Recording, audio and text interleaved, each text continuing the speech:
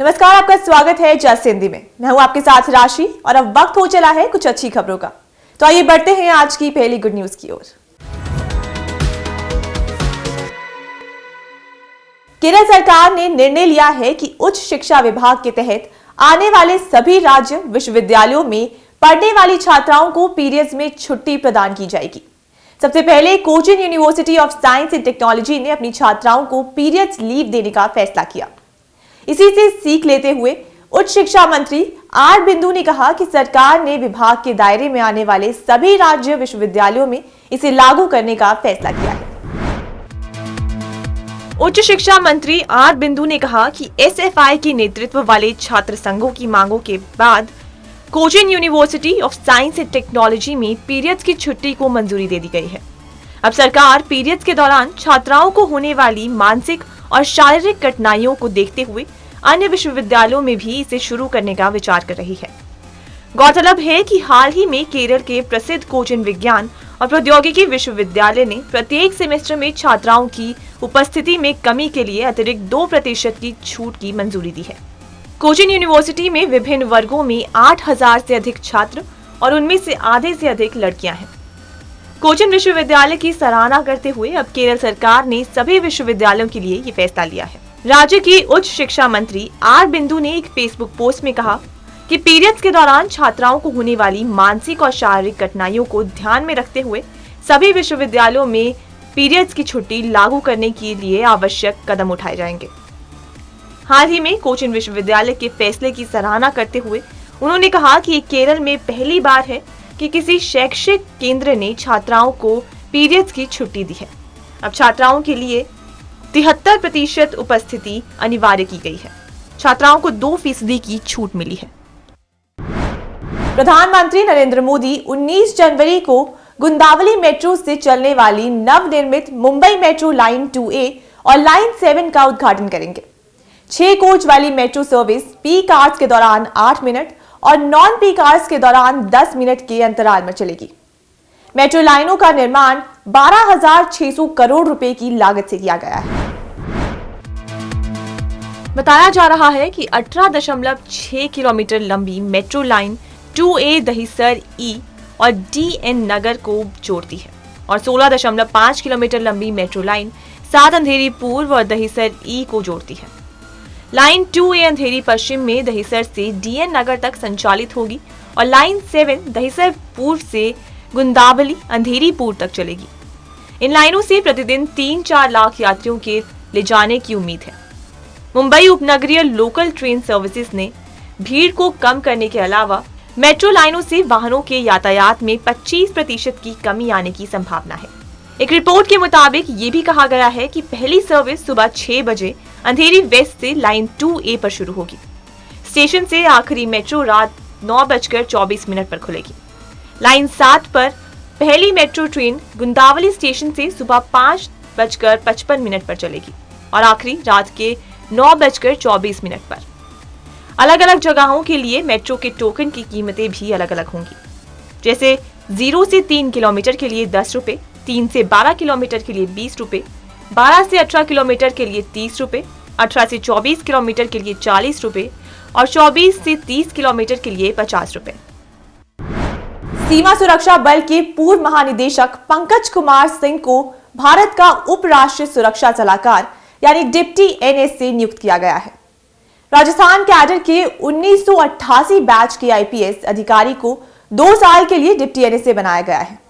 BSF का प्रमुख रहते हुए उन्होंने भारत पाकिस्तान सीमा पर घुसपैठ को रोकने के लिए कई योगदान दिए हैं।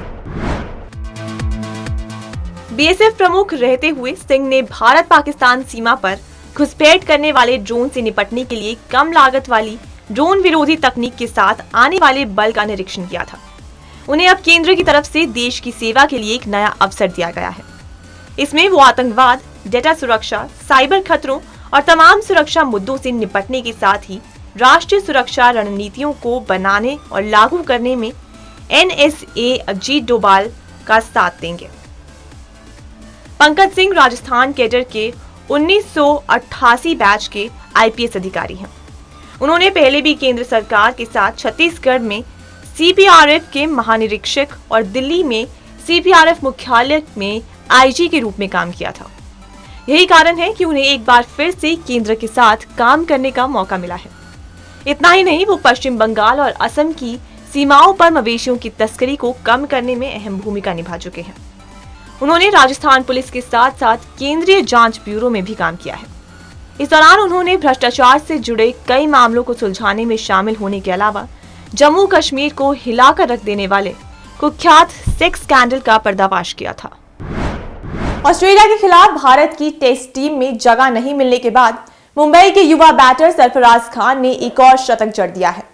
उन्होंने रणजी ट्रॉफी में दिल्ली के खिलाफ 135 बॉल पर अपनी सेंचुरी पूरी की। इस सीजन में उनके बैट से निकली ये तीसरी सेंचुरी है। सीजन के 6 मैचों में वो 500 से ज्यादा रन बना चुके हैं। रणजी ट्रॉफी के राउंड 6 में मुंबई की टीम दिल्ली के खिलाफ 293 रन पर ऑल आउट हो गई। सरफराज खान 155 बॉल में 125 रन बनाकर आउट हुए। इस पारी में उन्होंने 16 चौके और 4 छक्के लगाए। उनके अलावा मुंबई का कोई भी बैटर 50 नहीं जड़ सका।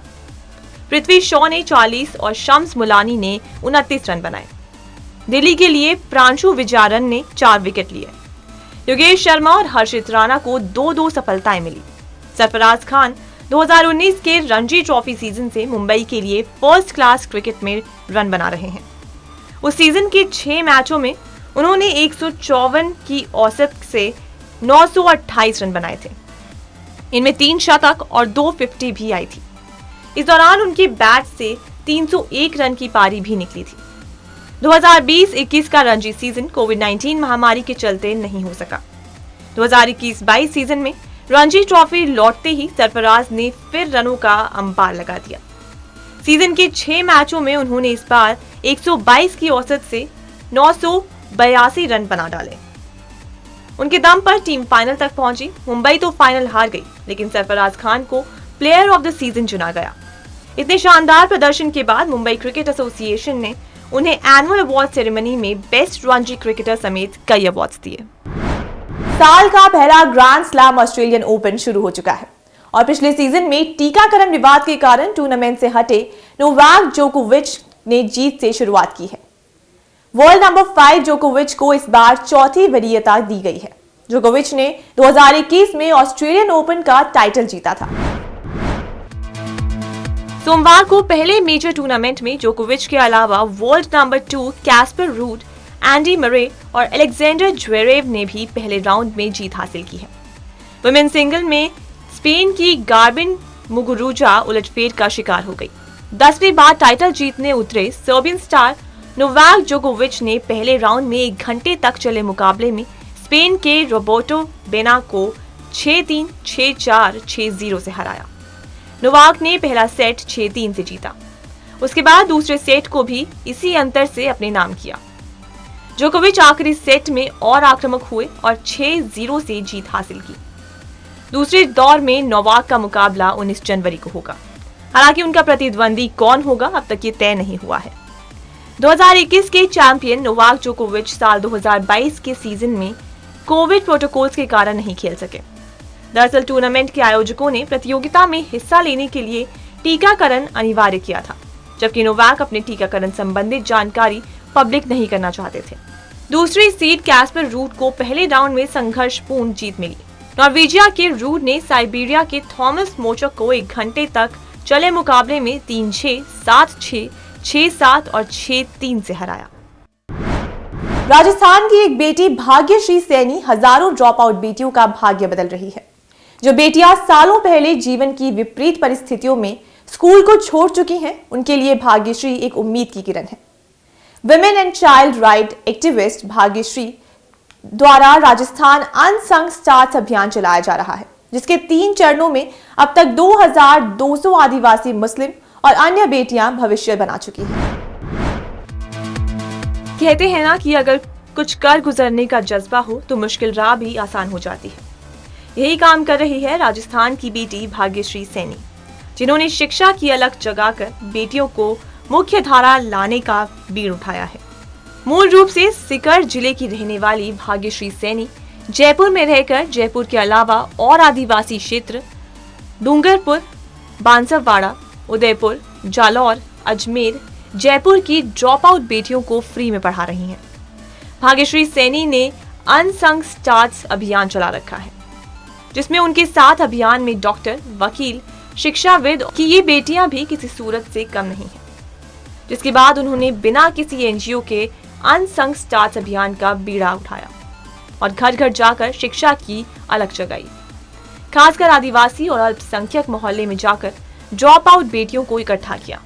हालांकि इस दौरान समाज की कई समस्याओं का भी सामना करना पड़ा, लेकिन फिर भी उन्होंने कभी भी हार नहीं मानी। गुड न्यूज में आज के लिए सिर्फ इतना ही। फिर लौटूंगी कुछ अच्छी खबरों के साथ। तब तक के लिए मुझे दीजिए इजाजत और देखते रहिए जस हिंदी।